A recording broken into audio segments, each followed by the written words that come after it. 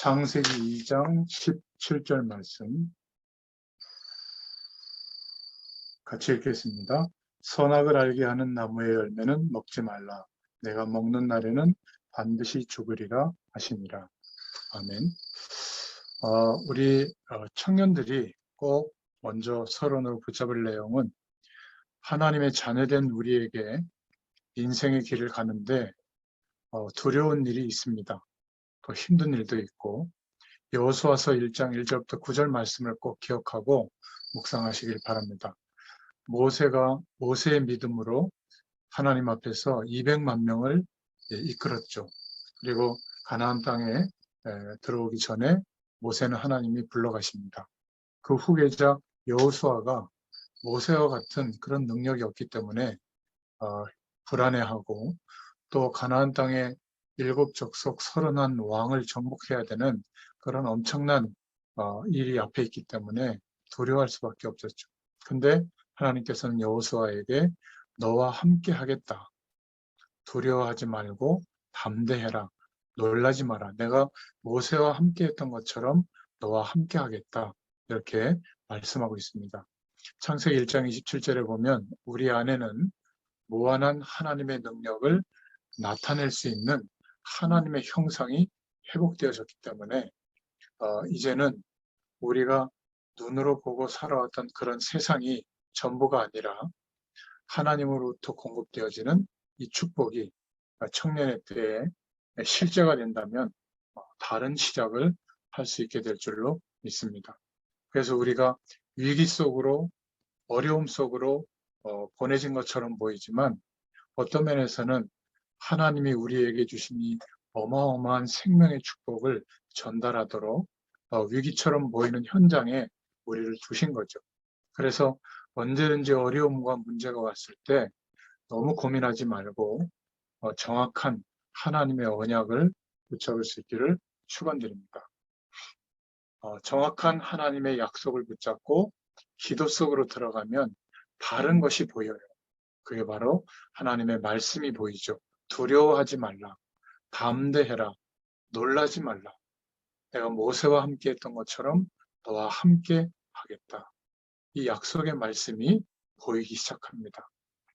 그래서 오늘 창세기 2장 17절을 통해서 모든 사람의 죄라는 제목으로 우리가 은혜를 나눌 텐데 소요리 문답 제15문답의 내용을 오늘 기도 제목으로 좀 붙잡겠습니다.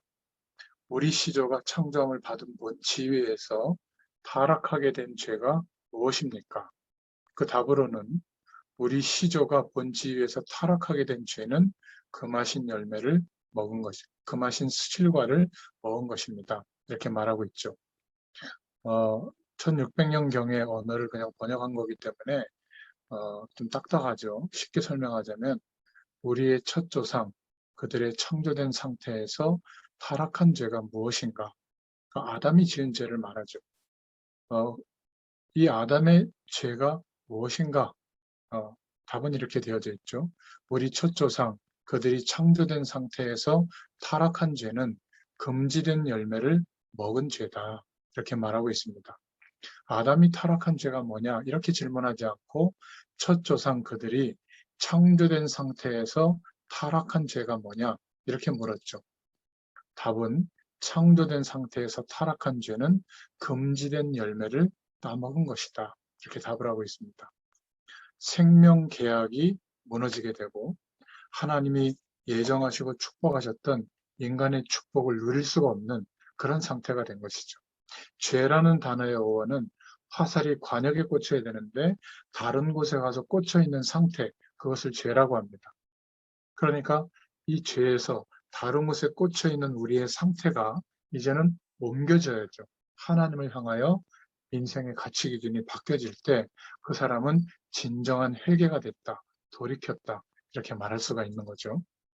그래서 오늘 이 기도 제목을 통해서 우리가 좀 붙잡을 내용이 있는데 첫 번째는 왜 아담의 죄가 모든 사람의 죄가 되는가? 어떻게 아담이 지은 죄가 모든 사람에게 죄가 되는가? 그것도 멸망이 올 수밖에 없는 죄가 되는가?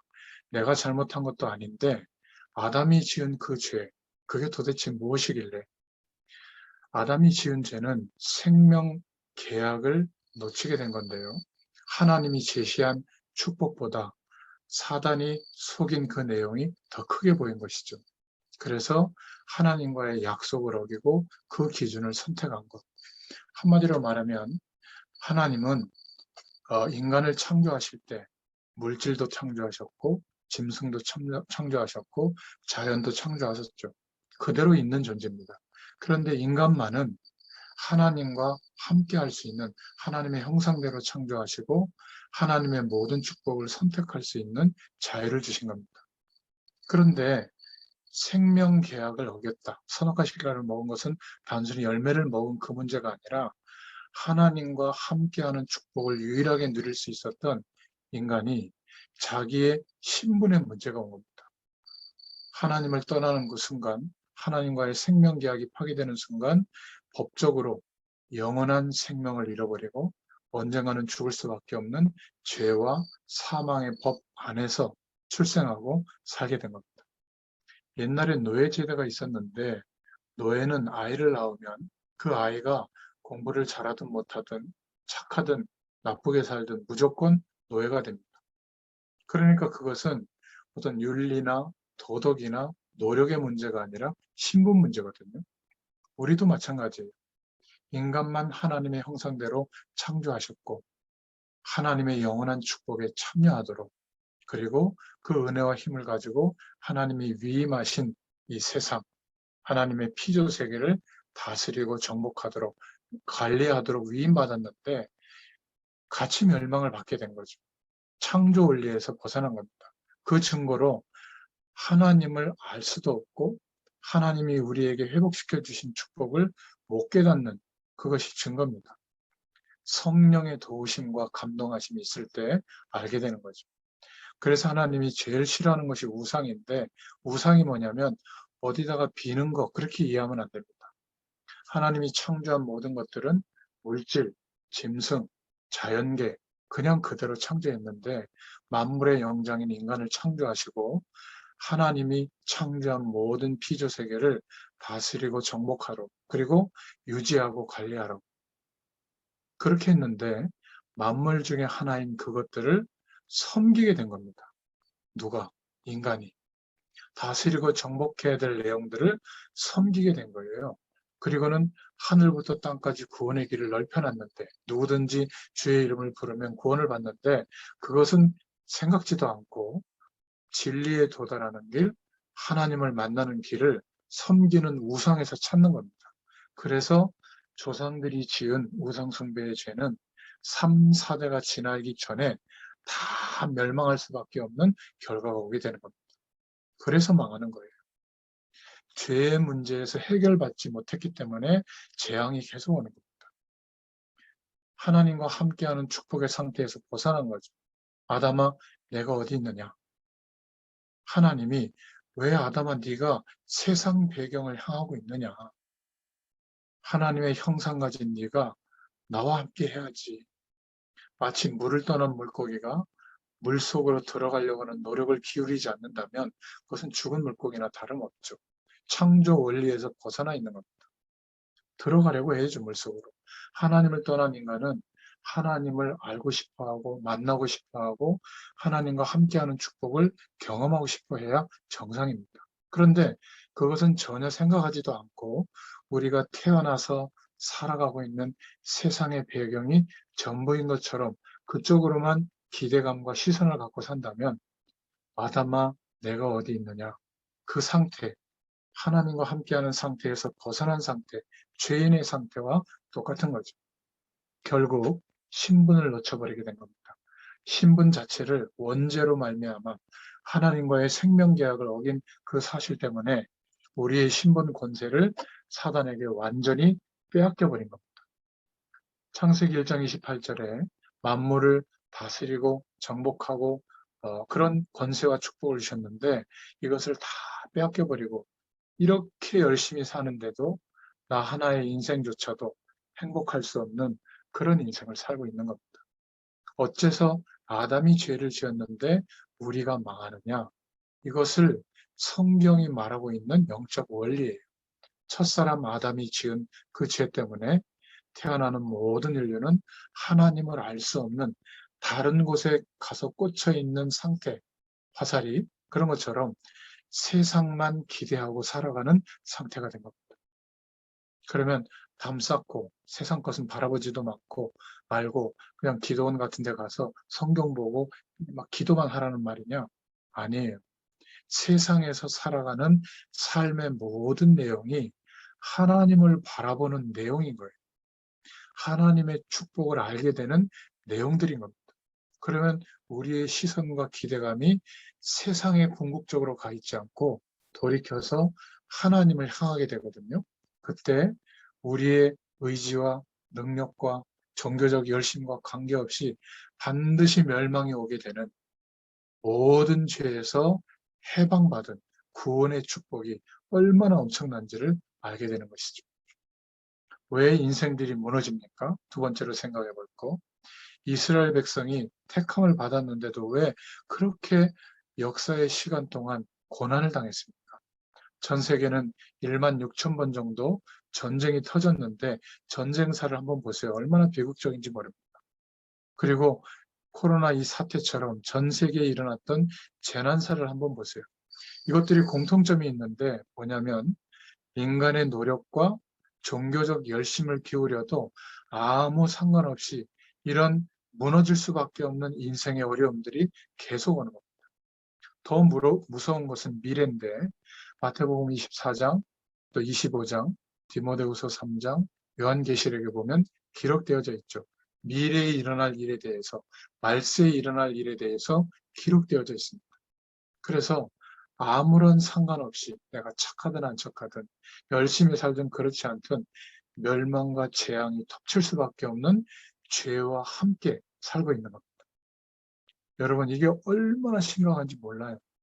예수 믿고 구원받았다. 아멘. 끝날 문제가 아니라 우리가 얼마나 정말 멸망받을 수밖에 없는 죄와 한 몸으로 살았는지 여기에 대한 깨달음이 와야 되거든요. 우리 힘으로 절대 바꿀 수 없는 죄, 해결할 수 없는 죄. 그러니까 윤리적으로 도덕적으로만 생각한다면 사랑을 베풀고 어려운 사람들 도와주고 착하게 살고 이것이 뭔가 하나님의 축복을 받는 길이라고 생각하는데 전혀 다른 얘기예요.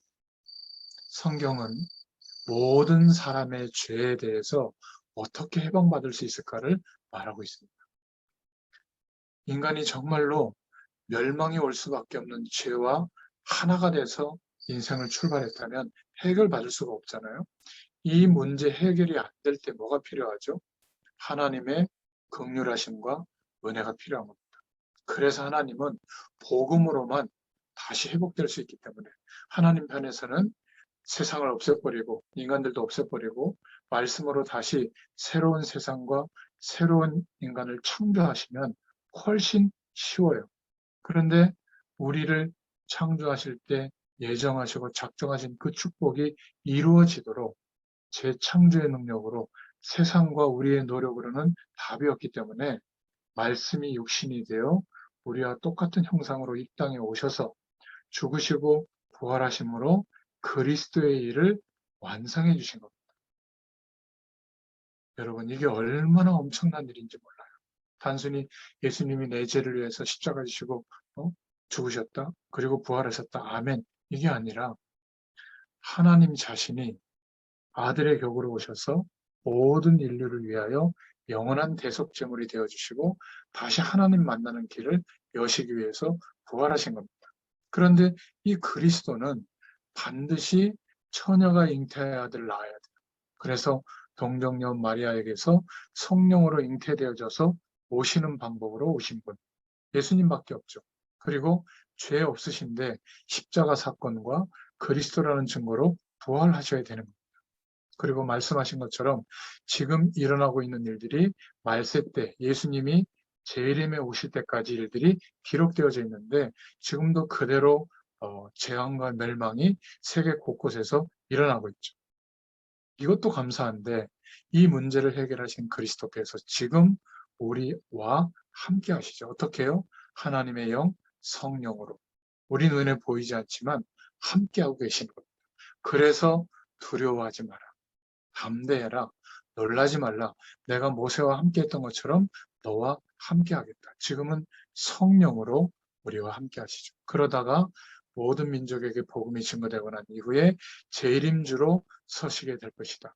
이것이 성경이 말하고 있는 메시지. 저와 여러분에게 성공, 행복, 아름다운 사랑을 하는 것, 좋은 가정을 만드는 것, 또 편안한 삶의 조건들을 만드는 것, 이렇게 담겨 있는 것보다 우리 중심에 이 복음의 말씀들이 중요한 기준으로 정말 담길 때 하나님의 능력으로 우리 인생에 나타나시고 역사하시게 되어 있습니다. 우리의 중심 속에 무엇이 담겨 있느냐가 중요합니다. 우리 삶의 모든 부분에 영향이 가게 되어져 있죠. 죽을 때도 그 중심에 담겨 있는 것을 고민하다가 죽습니다. 여러분, 우리와 함께 계시고 모든 문제를 해결하신 그리스도와 우리가 함께 있으니 얼마나 감사합니까? 하나님께서 우리를 어떻게 구원하셨냐면 예수님을 그리스도로 믿는 순간 죄와 저주와 사망과 사단의 세력, 이 세상의 배경에서는 죽은 존재로 인정하셨기 때문에 해방받게 된 겁니다. 그리고는 동시에 생명으로 거듭났다, 다시 태어난 존재로 하나님이 인정하셨기 때문에 우리가 이렇게 부족해도 하나님이 허락하신 그리스도로 말미암아 약속하신 이 보좌의 축복과 시공간을 초월하시는 하나님의 능력을 구하면, 정말 바라면 하나님이 약속하신 대로 우리에게 허락해 주십니다. 청년들이, 우리 사명자들이 이 축복을 경험하고 알고 사회생활하고 인생의 꿈을 꿔야 될 줄로 믿습니다.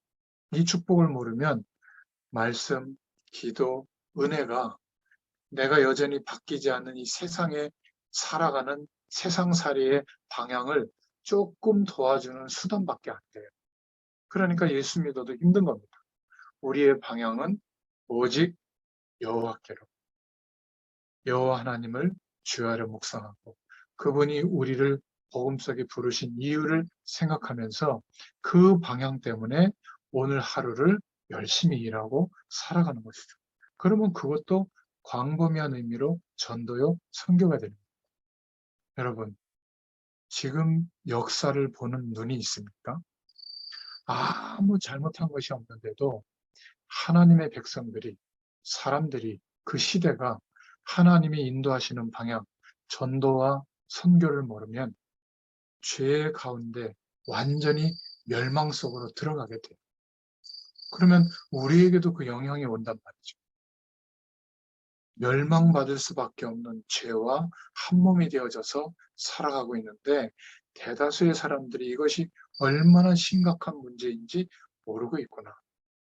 그런데 우리가 나를 위해서 시간을 쓰고 나를 위해서 인생을 꿈꾸는 모든 노력을 기울이는 그 사이에 이 불신앙의 조건들, 사단의 세력들은 현장을 장악해 들어가고 있습니다.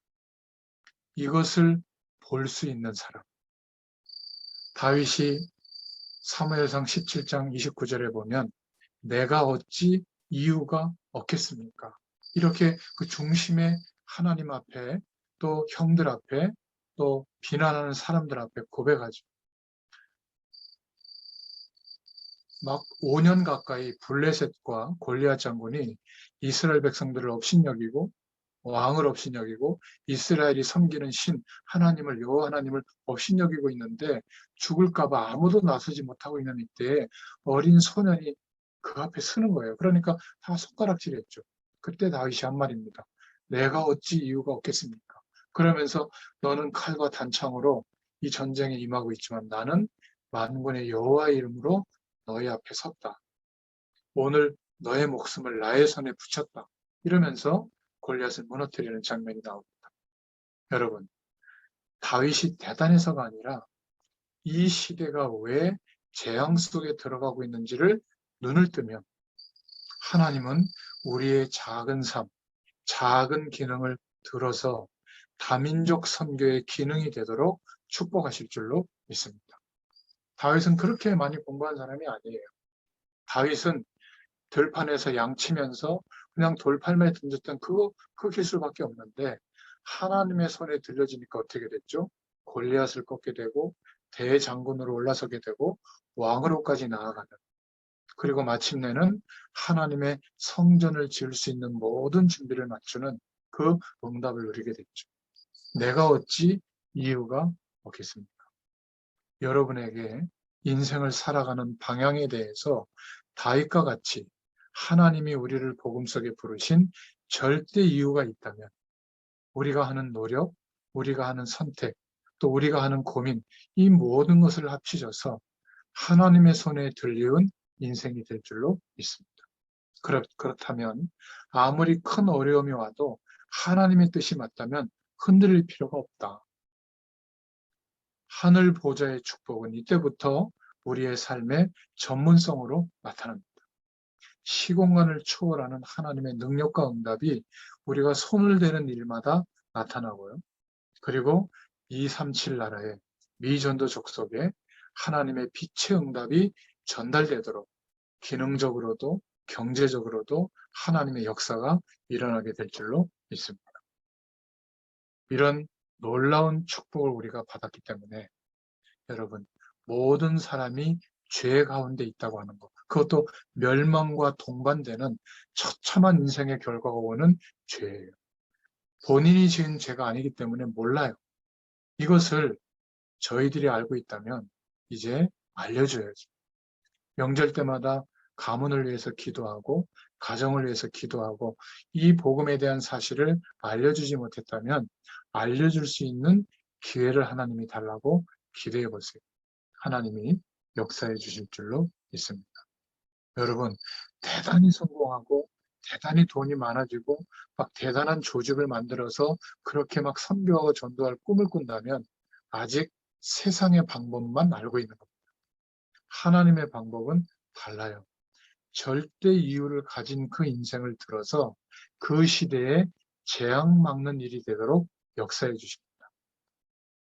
여러분, 다비다 알죠? 다비다. 바느질했던 사람이에요. 바느질하는 그 일을 통해서 그 시대의 최고 전도자 하나님이 사울을 이 다비다에게 보냈다니까. 결국 다비다가 그 현장에서 한 사람을 영향을 준 겁니다. 그런데 얼마나 시대가 바뀌는 일이 일어났습니까? 피장, 가죽 장사하는 시몬의 집에서 고넬료가 돌아오고 말이죠. 또 자주장사 루디아를 통해서 하나님이 역사하시니까 빌립보 지역에 교회가 세워질 정도로, 또 천막 사업을 했던 브리스길라 아굴라 부부, 이들은 전도자를 도와서 끝까지 생을 같이 한 그런 응답을 누렸죠. 그리고 예수님 시대에 초대교회의 모든 전도자들의 삶을 책임졌던 가이오, 재무 출신이라고 하잖아요. 지금으로 말하면 금융인입니다. 우리에게 허락하시는 기능과 산업이 재앙 막는 인생으로, 재앙 막는 산업으로 축복하실 줄로 믿습니다. 그래서 하나님이 이 시대에 나를 복음 속에 부르신 것이 무엇일까? 지금 하나님이 절대로 필요로 하는 것이 무엇일까? 바로 그 현장, 그 일이 하나님의 손에 들려질 때 절대 이유를 가진 자에게는 하늘 보좌의 축복이 나타나는 응답이 있게 될 줄로 믿습니다. 이 은혜를 누리시는 또 한 주간이 되시기를 예수님의 이름으로 축원드립니다. 기도하겠습니다. 하나님 참 감사합니다. 오늘도 예수 그리스도의 복음 안에 있게 하심을 감사합니다. 저희들에게 말씀이 성취되는 역사가 일어나게 하심을 감사드립니다. 해결할 수 없는 죄의 문제와 그 멸망을 통해서 역사하는 저주의 배경에서 완전히 해방시켜 주심을 감사합니다. 많은 종교인들이 죄가 무엇인지 알지도 못하고 있는 이때에 이 문제를 해결하도록 저희들을 복음 속에 부르시고 이제 이 복음을 들고 일어서는 제자의 길을 걷게 하심을 감사합니다. 그 증거로 이 말씀을 듣는 모든 주의 청년들, 개인에게 드리워졌던 영적인 문제들, 가정과 가문에 드리워졌던 문제들 모든 저주가 떠나가게 하여 주신 줄 믿습니다.